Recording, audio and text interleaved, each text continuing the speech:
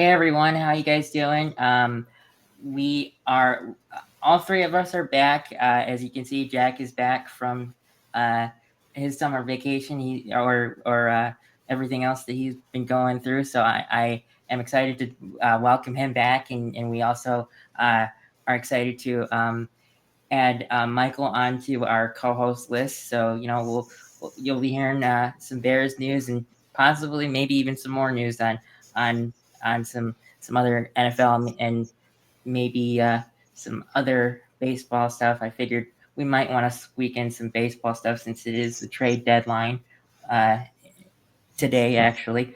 But Jack is back, and I wanted to ask you how has your summer been and all that stuff, and why don't you tell us about what you've been doing? Glad to be back, Grant. Good to see you guys again.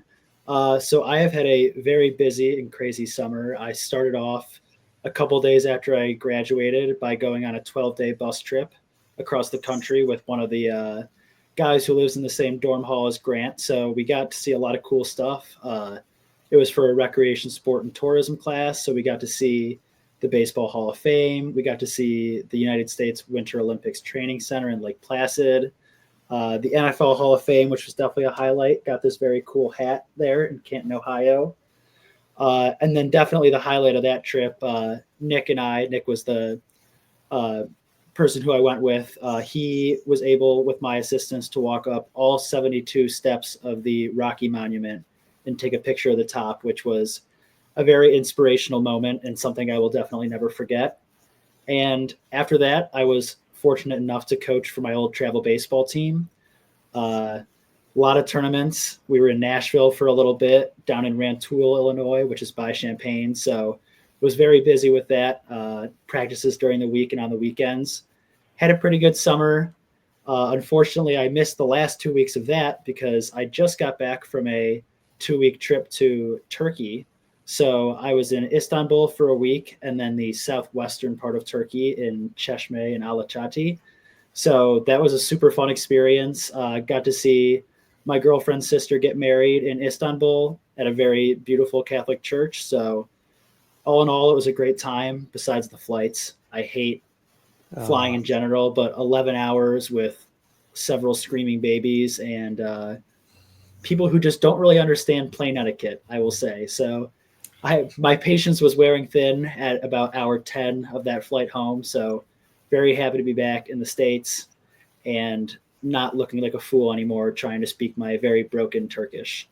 Yeah, I mean everything that you just mentioned sounds totally awesome. Aside from the flights, of course, and Yes. I mean, I can't necessarily comment on that because I've never been on a plane.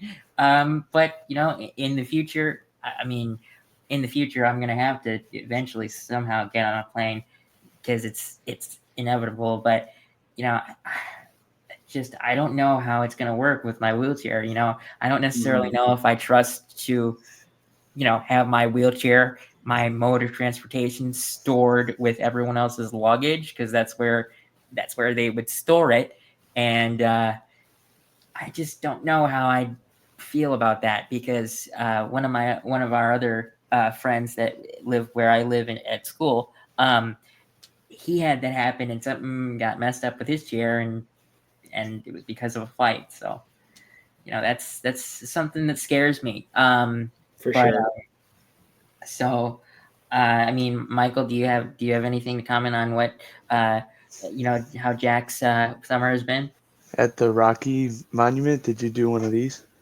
Yeah, so I didn't get a good picture doing that, but Nick, there's a Um, great picture of Nick laying on the ground. But I was trying to stop my sweating. It was so bad. But oh there's a yeah, great picture of Nick laying on the ground right by it doing the I arms saw up it. It pose. is So there awesome. we go. yeah, I'll send it to you and I'll show you. But that would be my highlight for that trip because I've been to the football Hall of Fame. I've never been to the baseball Hall of Fame because that's not close to where I live. I mean the football Hall of Fame isn't necessarily close to where I live either, but it's in Canton, Ohio. It's probably 3 or 4 hours from my house, so it's It's not that bad. it's a little bit more than that, but yeah. It's closer than the Baseball Hall of Fame. So that's in Cooperstown, New York. That's like 12 hours. Yeah, it's a great place though. It's probably my 4th or 5th time being there, so it never gets old though. What was your favorite? I'm sorry. Answer Michael's question first. No, go ahead. What was like your favorite? Or when you first went there, what was your like favorite person to make sure you saw when you were there? That's a good question. I would say I'm a huge White Sox fan, so everyone who's in the Hall of Fame that's a White Sox. I went. I don't think it was my first time there, but my dad and I went down when Frank Thomas was inducted into the Hall of Fame, which was really cool. We actually got to sit and watch the induction ceremony. Oh, that's cool. And then I was honestly so interested in all the baseball cards. There's so many baseball card shops by the Hall of Fame, and that's like honestly half the experience for me. My dad and I have been always super big into collecting baseball cards. So in addition to all the White Sox guys, I would say really interested in seeing baseball cards. And then Ricky Henderson is probably my favorite. Got my Aaron Judge right here. That's sweet. I'm going to the National Saturday. Sports Card National. Thing's sick. Yeah. But, all right. Well, that's back on the football talk. Yes. Back on the football talk. Oops, I have no idea what that is. Okay, so the Bears have had a couple of padded practices the last couple of days.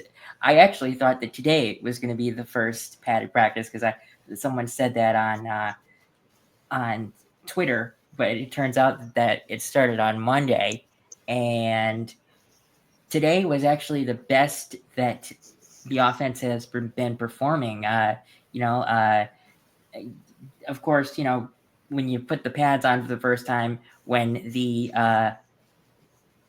defense is having a leg up on the offense, without the pads, the first couple of days are going to be hard. But I mean, today, the offense was firing on all cylinders. Luther Burden was having a great day. I wish that I could find clips of it, but apparently the Bears security team is getting a little more strict on even reporters reporting on or clipping certain plays from practice. So that kind of sucks because one of my favorite YouTubers was banned actually from practice today because of taking clips from practice. So that's a little unheard of. But today was Caleb Williams' best practice so far, and I'm excited to see how this goes. So I don't know how much you guys have been keeping up with that, but I'll start with Michael. How do you think these padded practices have gone so far? And then I'll ask Jack the same question. I think they're going how we expected them, or how I expected them. I expected them to finally figure out the offense because it's been a week now. So they're gonna figure out the offense. Now they are. Looks like it's kind of how the Lions were a little bit with running through your star wide receiver, which that's what it feels like. It feels like DJ Moore is just getting targeted after targeted. So I love it. I think they're going great. Yeah. What about you, Jack? I don't know how much you've been keeping up with that stuff, so that's why I asked Michael first. No, for sure. I've seen clips whether it be on TV, whether it be on social media. The first couple of days of practice offensively, just the operation was a little slow and a little bit rough, which is to be expected when you bring in a whole new playbook. But like I've heard a lot of the national media pundits talk about, over time, that playbook is going to get narrowed down. Like Caleb's doing everything right now. Like Ben Johnson's just giving him plays and he's trying to have to figure it out on the fly.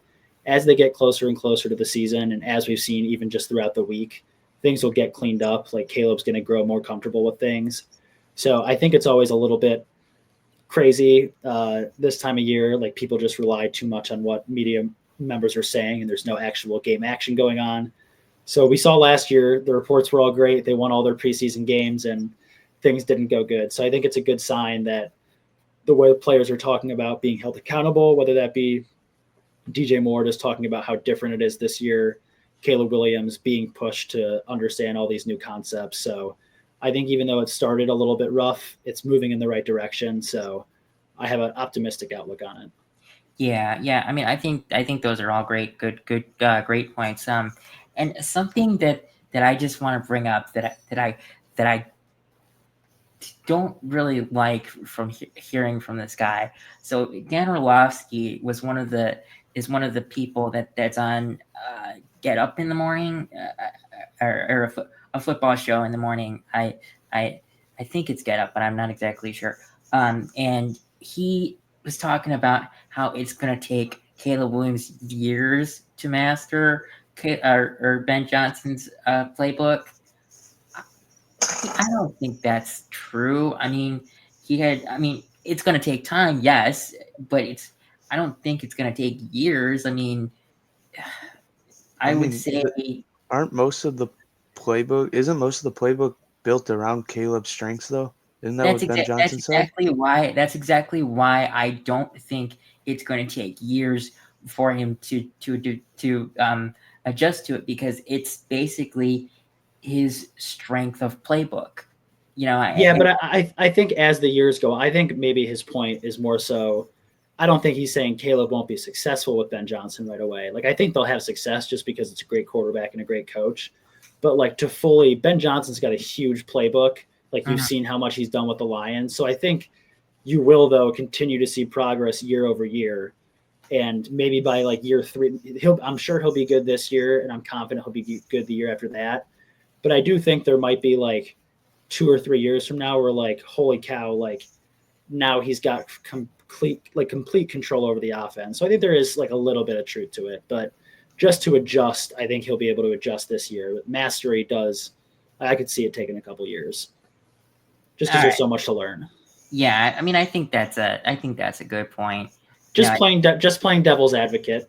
Yeah, it's just, it always seems like, Dan Orlovsky, even though I wouldn't necessarily call his career in football, like on the field, successful, he did play for the Lions, and I feel like that's just a little bit of like the Lions and Bears rivalry coming out a little bit, where he's siding with the team that he played for, maybe just a little playfully. But yeah, you never know. But I don't know. I think it's possible, but I'm not sure. So next we're going to actually go into a couple topics, but starting off with how Ben Johnson wants to get DJ Moore the ball in multiple ways. Starting at the beginning of the week, he had DJ Moore line up at running back, and I mean I think that's a very interesting idea. It's just my thought process here is running backs do take the most hits, and in turn they ultimately get the most gruesome injuries. So my thought process for this would be to Ben Johnson: if you have packages where DJ Moore is lining up at running back, have it be a limited amount of packages, because you don't want to lose your wide receiver 1 in your offense, especially if your offense is going to run through basically the success of DJ Moore. And so Michael, you were the one that kind of told me that you think that's how the offense is going to run. So how do you think Ben Johnson should use DJ Moore in his multitude of ways? I think I actually like him lining up as running back, because then it gives you possibility to have both tight ends in as well. So then you can play Kmet and Loveland at the same time, which I love that. because you have your most playmakers on the field. So I don't mind it. I like how he wants DJ Moore to get the ball, which for some reason we just don't do. I don't know why, but I don't mind it. I don't mind having him line up at running back. So Yeah, I wasn't saying like don't do that. I was just saying, have a limit. So you decrease the chances of him getting injured. But Jack, what are your thoughts on that? I mean, I don't know if you read about that. Yeah, I don't know. I'm not like the biggest fan of having guys back there. Like, I mean, Debo Samuel is obviously the guy people point to who's kind of the poster boy for being able to do that and giving the 49ers so much versatility in the past. We saw the Bears do a little bit of this last year. I think we saw Keenan Allen and DJ Moore at times line up in the backfield. I don't remember Keenan, but I do remember Moore once or twice. I think Keenan was back there once, and it was a little ridiculous, but I could be totally off base on that. But I'm okay with it if it's like you mentioned, like a limit, like maybe a couple times a game, like, but that's it. I think the Bears are better served with having Swift or Roshan or Monin guy, however pronounce his name. Guy I or gotta learn something that. like that. Yeah. In the backfield, I think DJ Moore is too good of a receiver. He's an ex receiver who's had 1,300 yards in the past. I think they just need to use him as such, and we'll see. I mean, I trust Ben Johnson. I'm not a all-world play caller, so have faith in the coaching staff to a certain extent, but I don't want to see him back there a ton. Yes, that's a good thought process. And another thing that was asked about when Ben Johnson had his press conference early in the week, on Monday or something, a reporter asked him when to expect an answer for the left tackle position, and he said that he wants to get it figured out, I think, before the first preseason game for us, which is the 10th of August. So as at the time of recording this, it's July 31st. So that would be 11 days from now. And, Braxton Jones, even though he's technically back at practice, I don't think he's fully practicing yet. He might be, but I have seen Ozzy Trapillo get a lot of um, reps with the ones, and I mean the dude is huge, and me and Michael have kind of reiterated that he's our favorite to win the job, not necessarily because Braxton Jones doesn't deserve it, but Braxton Jones wasn't drafted by Ben Johnson, so I don't know if Ben Johnson is gonna trust him as much as a guy that he drafted. And I mean, again, Trapillo's huge and also comes from a family that his father played in the NFL, so that might help. But Jack, what are your thoughts on that? And then I'll ask Michael the same question. Yeah, I think a lot of it will come down to health. I think they want that continuity. So if Braxton's not ready to go, I think you roll with Ozzy and you see how he plays. A rookie left tackle does scare me a little bit just because it's a rookie left tackle. But with the upgrades they've made across the offensive line as a whole, I think starting him and seeing if there is the upside that we think there is would not be a bad decision. And once again, like, if Braxton isn't healthy and ready to go by some point soon, and they want to make a decision by the first preseason game, it seems like the way Ozzy's playing, they might be comfortable naming him the starter and rolling with that to start the season. Yeah, Michael, you've kind of talked about your thoughts. You know my thoughts about Braxton Jones. I want him out of that lineup so bad. I don't know. I've done it for a little bit too long. I want a new guy. We already have everyone else is new besides Darnell Wright. Might as well just make another new one. Yeah, that's true. That's true. I mean, we'll see. I mean, the thing that I like about this coaching staff before, compared to the last one, is they want the best five out there, and and that should mean that they hope that they're not finagling the starting five up front every week when it comes to the offensive line. But there is a little injury news. Jonah Jackson is considered day to day with a leg injury. I I'm not too concerned about it right now because if this was the previous coaching staff, I may be a little bit more concerned because when they said that this was that a player was out with a day-to-day injury, that usually turned into week to week. But Luther Burden, reported to training camp, and missed the first couple days, and then was out there by day 5. So if Jonah Jackson is back within 4 or 5 days before the next or before our first training camp game or preseason game, I think we should be fine.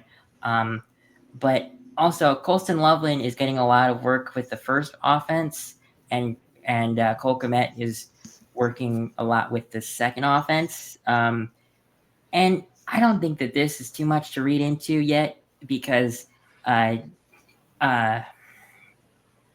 Johnson, like Michael and Jack have said, runs 12 personnel, which requires 2 tight ends. So it doesn't really matter where both of them are practicing. They're going to, be in the game together. And, sometimes they're going to be competing for targets, and sometimes they're going to be helping each other out for targets. But, I think that it's more of just trying to get Colston Loveland used to NFL speed and all that stuff. So, I don't think that they're trying to get rid of Cole Kmet yet, maybe in a year or two, but not right now because tight ends do take a little bit to mesh in the NFL. So I wouldn't, read too much into that yet. Michael, what are your thoughts on that? And then I'll ask Jack that same question. I think that is just having him get reps, like you said, with the first team at like NFL speeds, like get him ready because he's going to play. I mean, you don't draft him 10th overall not to play. He's going to play. Like, and we paid Cole Kmet. Cole Kmet's still going to play for us. Like, it's just going to happen. So Ben Johnson does run that 12 personnel. So both tight ends will be out there most of the time. Or who knows, he might run it like how he ran Monty and Gibbs, where they just keep on switching out, in and out, depending on the play. So you never know. Yeah, it's going to be interesting. What are your thoughts on that, Jack? Yeah, I mean, I think if Loveland is who the Bears think he is by how high they drafted him, after this year, you either have to trade Kmet or restructure his contract. I just think it's bad financial, like a bad way to manage your cap if you're paying. I think after this year, he's got 2 years, $25 million left on his contract for a backup tight end. That's just a lot of money to pay. Not that Kmet isn't good or isn't worth it, but if you have Loveland for 4 more years under control after this, I think that would just be something the Bears would consider. But for right now, I think utilize them both to the best of their ability and go from there. Yeah, I think those are both great points. So the next topic that we're going to talk about. So I didn't put this in, but Jalen Johnson. Ben Johnson talked about Jalen Johnson's injury this morning before practice, and he did say that they're targeting week 1 for when Jalen Johnson returns from injury. I don't know. We don't know if that's going to happen yet. He's rehabbing hard, but he's also rehabbing the right way and taking it seriously. So, there's, I want Jalen out there, but I want him to be healthy when he's out there. So I don't want him to rush back. But Dennis Allen talked to the media on Monday and did say that the CB2 position opposite of Jalen Johnson is wide open. And I really like that because it shows that this coaching staff doesn't care about you being here and that you've had experience in the league. They want the best players at every position, and they want you to earn your stripes as a starter. And I mean, it just shows that this coaching staff really wants to win, since they want the best guys out there. So I mean, it doesn't matter that Stevenson was the cornerback 2 last year. It could be someone that they've brought in. But what are your thoughts on that, Jack? And then I'll ask Michael that same question. Yeah, I mean, the Bears weren't a good football team last year and weren't a particularly good defense towards the end of it. So I think having that mentality of you have to earn your starting spot is the way they need to go. Obviously, Jalen Johnson, when healthy, and knock on wood, should be healthy for week 1 and all the way through week 18. He will be out there locking down the other team's opposing number 1 wide receiver, but they need better production out of the other side. Like Tyreek Stevenson was not very good last year, and I think he can still be a good player, but competition is needed at that spot. So I think that's a good way to approach it. Yeah, what are your thoughts on that, Michael? I think I like that. I like because Tyreek Stevenson needs to get his confidence back after the Washington game. He still doesn't have that. So that's a good point. That's something that maybe could get his confidence back, because Jalen Johnson, when he's out there, he's going to lock up the best guy. Doesn't matter. Mm-hmm. I mean, he locked up Jefferson. The only time Jefferson actually got yards was when he lined up against Tyreek Stevenson or in the slot. So, yeah, it should be fine. I like it. I like that a lot. Yeah, that's a great thought process there. So, I mean, I think this is a fun topic. Fantasy football drafts are probably gonna pick up in the next 2 to 3 weeks. So this could be a little early to talk about it. We could wait another week for some preseason action, but I think it would be fun to talk about what players to buy into for the Bears offense. And honestly, I mean, for once, there's a lot. Like with this new offense, it should be very exciting to have a Bears player on your team, based on what we've seen from Ben Johnson. Not based on what we've seen from them in the past, but based on how the offense should run. So I looked at, I just would talk about like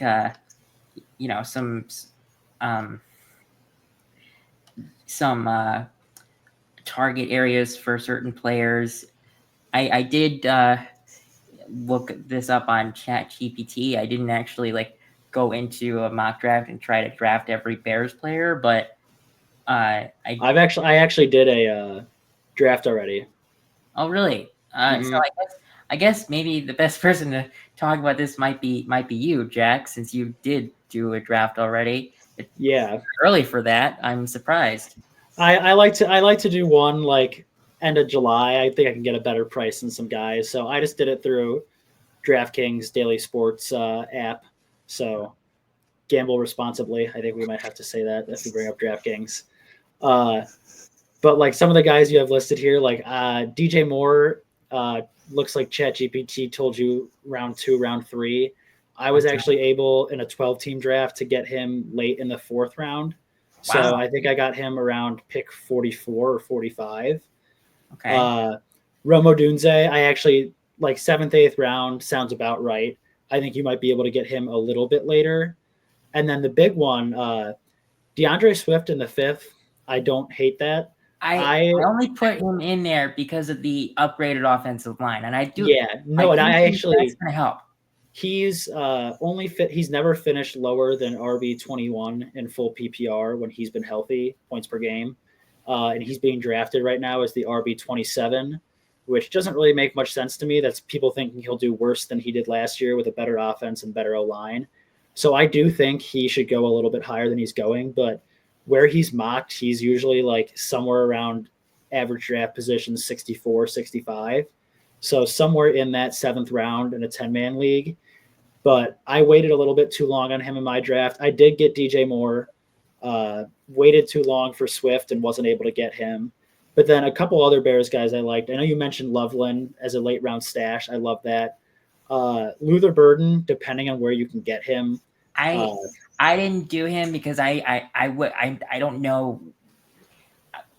We don't know yet how involved he's going to be in the offense because he did, have a hamstring injury, so he's learning the offense a little late. Even though today was his best day at practice, I would, if I had to give you a round to target him, I would target him as maybe like a backup flex player.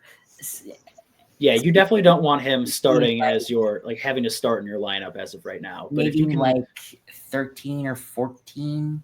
Yeah, I mean, I think you could.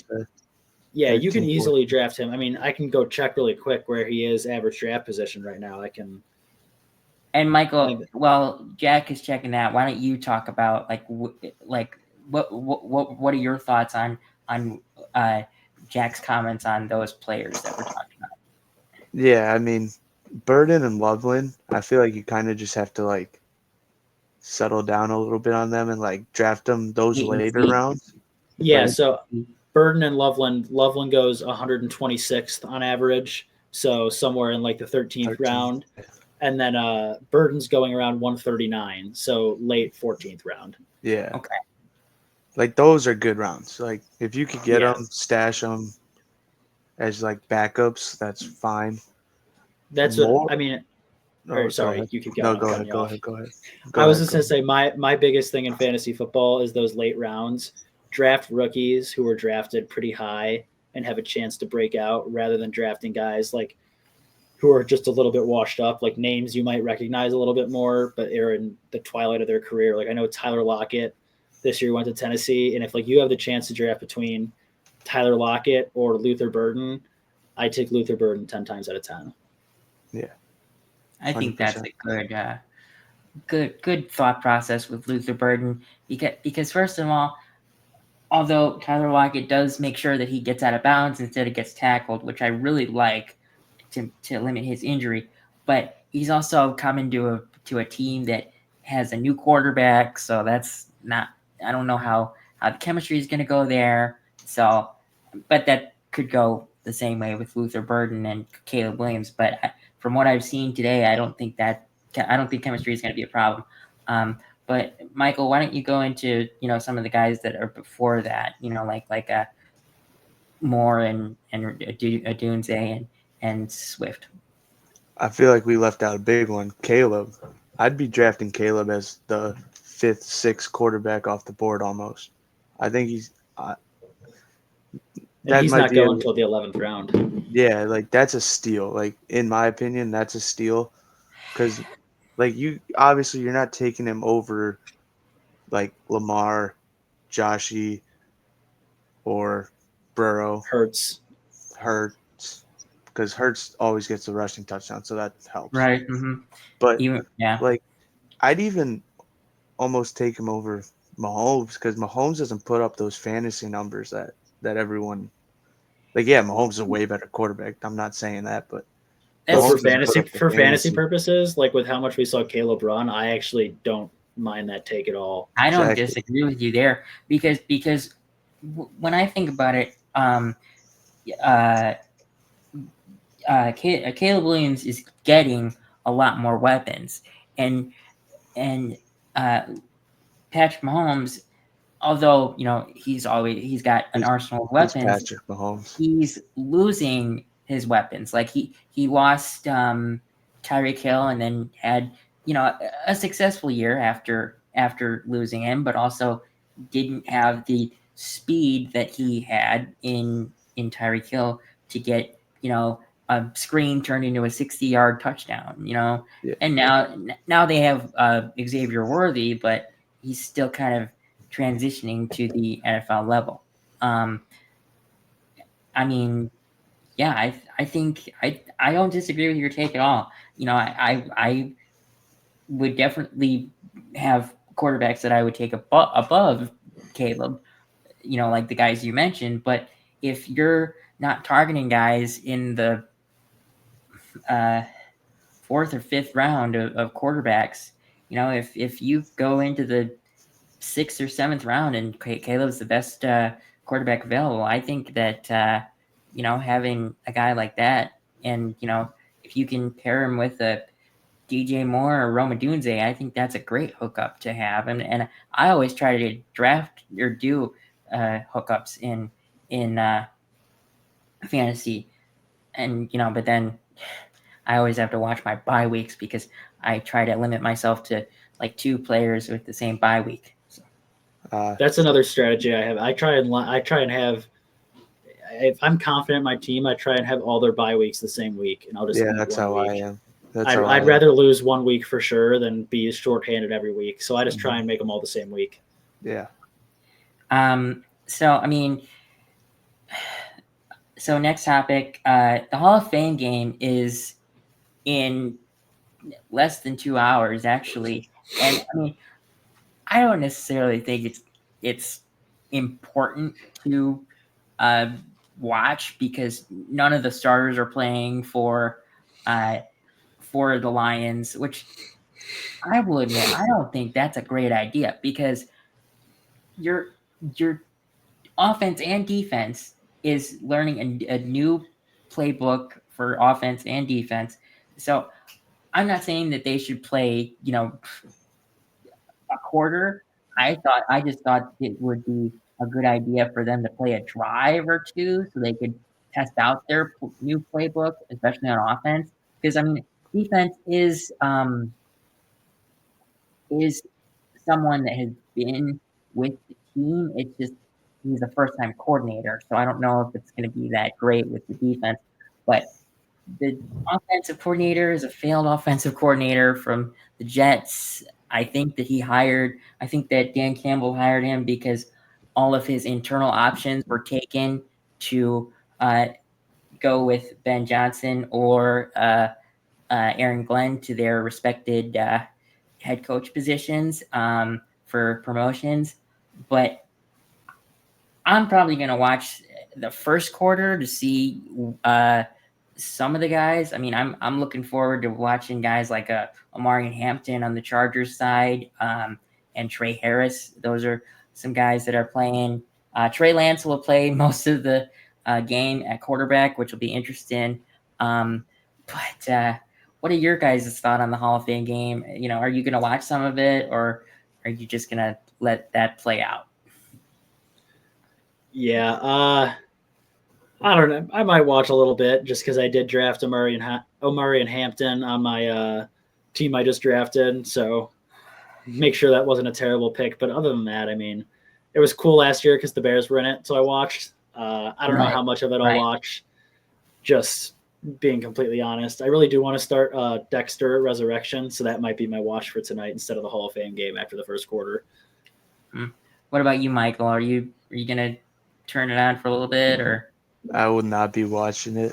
I would much rather play Marvel Rivals because of that, but that's just I'll probably turn it off after the first quarter because I mean, the thing is, these games don't matter it's just an extra preseason game, and it's just the NFL's way of telling people the NFL is back, which I'm glad it is, but I just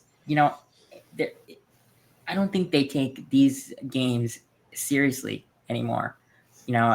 Well, the guys who are playing at it, I'm sure do, but it's just they're not going to be guys who we see during the regular season. So unless you're a fan of that team and you're looking for maybe one guy who's going to contribute, I just think it's not the easiest thing to watch. At least in terms of related to other football games.